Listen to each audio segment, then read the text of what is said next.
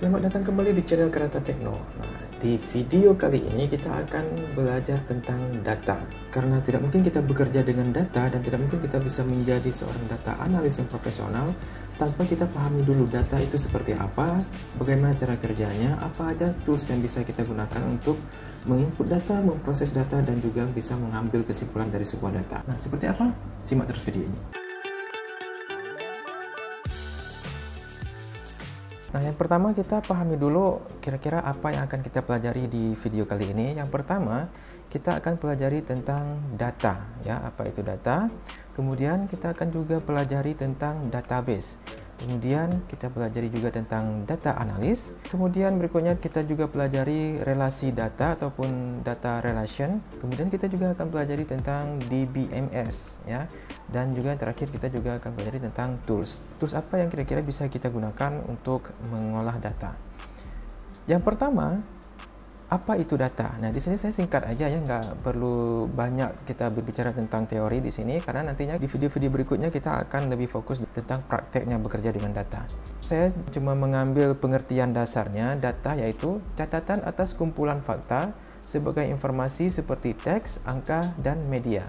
Nah, sebenarnya kita terus bergelimpungan dengan data dalam kehidupan kita sehari-hari.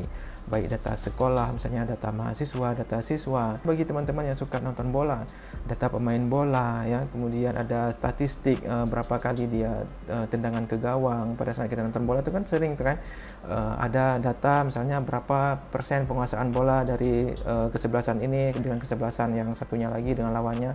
Masing-masing menguasai bola berapa persen, berapa kali tendangan sudut, berapa kali tendangan on target misalnya. Itu semuanya dalam bentuk data.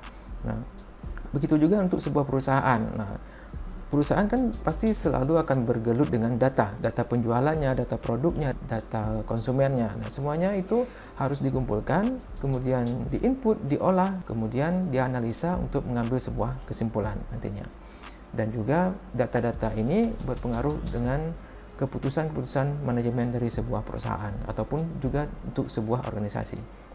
Dalam istilah data itu ada database. Database itu apa?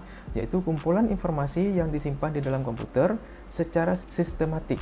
Nah, artinya data-data yang tadi sudah dikumpulkan, sudah dimiliki, itu akan dikumpulkan berupa informasi yang disimpan di dalam sistem komputer, sehingga dapat diperiksa menggunakan suatu program komputer untuk memperoleh informasi dari basis data tersebut.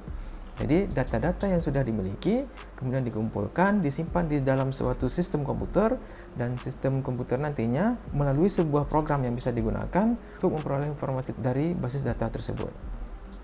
Berikutnya dalam database ada yang disebut dengan tabel.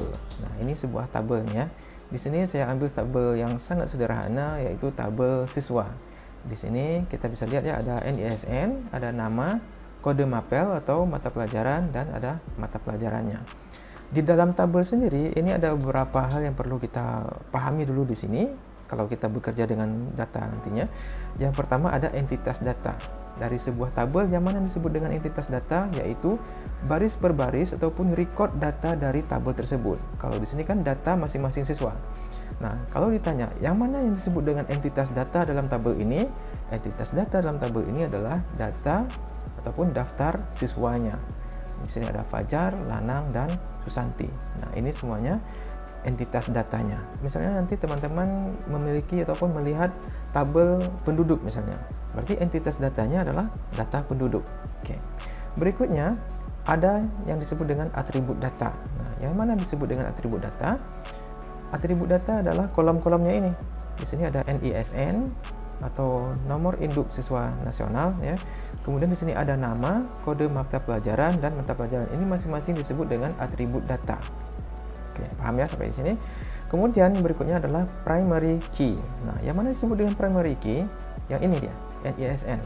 Kalau dalam tabel ini, dalam kasus tabel ini adalah data NISN, yaitu 1234, 4321, 5678, ini istilahnya adalah primary key. Kenapa disebut dengan primary key? Karena primary key adalah atribut kunci yang membedakan satu entitas data dengan entitas data lainnya. Kenapa harus ada primary key dalam sebuah tabel? Jadi gini, teman-teman bisa lihat dalam sebuah kelas ya, nggak usah kita bilang dalam sebuah sekolah, data sekolah, tapi dalam sebuah data kelas aja, nama Fajar ini bisa lebih dari satu, bisa 2 ataupun 3 nama Fajar dalam satu kelas misalnya. Nah, pada saat itu bisa terjadi, maka yang membedakan satu Fajar dengan Fajar yang lainnya adalah NISN ini, yaitu primary key. Fajar yang pertama misalnya primary key-nya adalah 1, 2, 3, 4, sedangkan Fajar yang kedua primary key-nya 4, 3, 2, 1 misalnya, kalau namanya ada lebih dari satu. Jadi bisa kita andalkan primary key-nya untuk membedakan satu Fajar dengan Fajar yang lainnya, supaya nanti tidak tertukar datanya, tidak tertukar data nilainya misalnya, tidak tertukar data orang tuanya misalnya, seperti itu. Nah, kemudian di dalam tabel juga ada yang disebut dengan foreign key. Foreign key ini apa? Nah, nanti setiap tabel, satu tabel dengan tabel lainnya itu bisa dihubungkan datanya. Contohnya seperti di data yang sangat sederhana ini. Ini adalah tabel siswa. Nah, seharusnya di sini ada tabel mata pelajaran satu lagi, ya. Tabel mata pelajaran ada atributnya adalah kode mata pelajaran sama mata pelajaran. Nah, untuk menghubungkan data siswa dengan data pelajaran, maka kita membutuhkan foreign key di sini. Nah, kode mata pelajaran di tabel siswa ini menjadi foreign key. Kenapa? Karena ini merupakan key ataupun kunci yang diambil dari tabel yang lainnya ataupun dari tabel mata pelajaran. Sedangkan kode mata pelajaran di tabel mata pelajaran itu dia bertindak sebagai primary key untuk membedakan satu pelajaran dengan pelajaran yang lainnya, satu mata pelajaran dengan mata pelajaran yang lainnya. Maka ketika primary key dari tabel yang lain digabungkan ataupun dibuat sebagai penghubung satu tabel dengan tabel yang lainnya di tabel yang kita gabung ini, maka primary key dari tabel yang lain tersebut ataupun tabel asing tersebut menjadi diserahkan di sini sebagai foreign key. Saya rasa teman-teman bisa paham di sini ya. Kalau memang tidak paham ataupun ada yang mau ditanyakan, nanti silahkan langsung di kolom komentar dan kita akan bahas bersama-sama nanti. Berikutnya ada istilahnya relasi data atau data relation. Ini ada 3 ya. Yang pertama one to one, one to many atau many to many. Ini saya sertakan juga sebagai contohnya secara mendasar ya, secara umum. Yang pertama, contoh relasi data one to one ataupun 1 ke 1 itu contohnya adalah sebuah mobil dengan sebuah plat nomor ataupun nomor polisinya. Yang kedua, one to many. One to many berarti 1 ke banyak. Data guru, ini sebagai contoh ya, saya ambil di sini sebagai data guru. Seorang guru bisa memiliki banyak murid. Nah, itu. Kemudian many to many, ini saya ambil contoh, yaitu siswa ataupun banyak siswa bisa memiliki banyak mata pelajaran. Oke, sampai di sini ini contoh sederhananya dan contoh secara umum saya ambil, dan teman-teman pasti nanti lebih pahamnya ketika kita mempraktekkan bagaimana merelasikan atau menghubungkan masing-masing data. Berikutnya ada istilah data analis. Nah, ini yang sangat penting ya.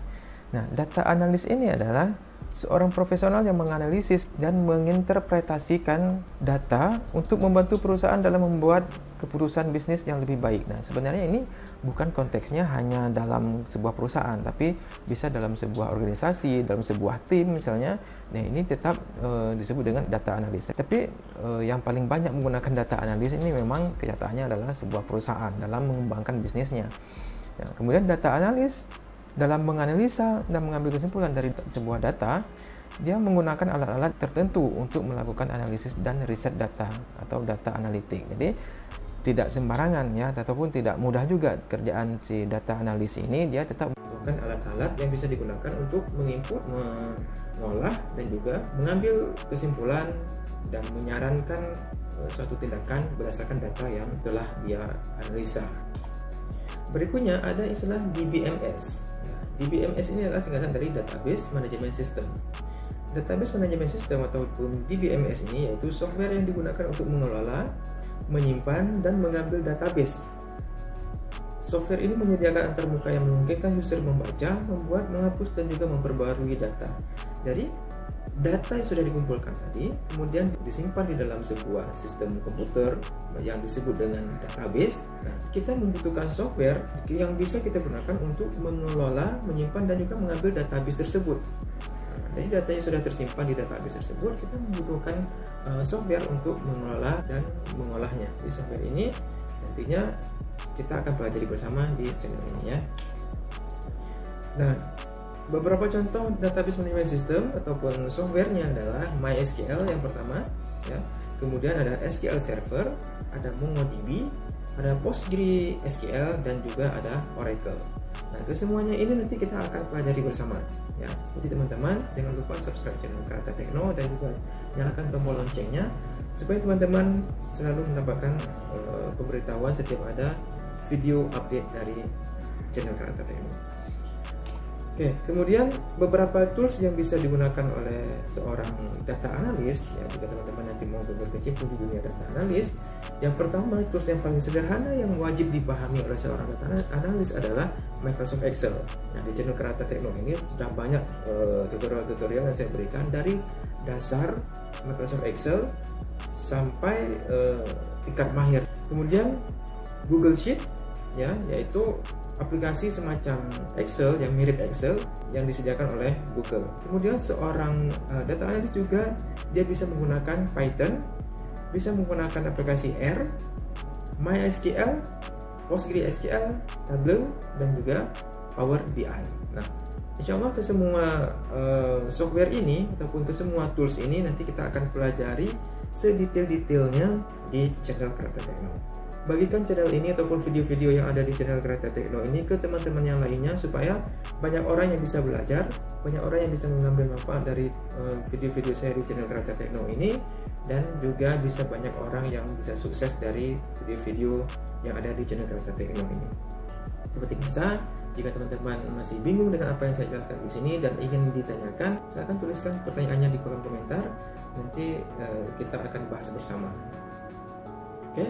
Sekian untuk video kali ini, silahkan tunggu update video berikutnya dan kita akan pelajari lebih detail tentang beberapa tools yang bisa kita gunakan untuk mengolah data, terutama bagi teman-teman yang ingin menjadi seorang data analis. Sampai jumpa di video berikutnya. Assalamualaikum warahmatullahi wabarakatuh.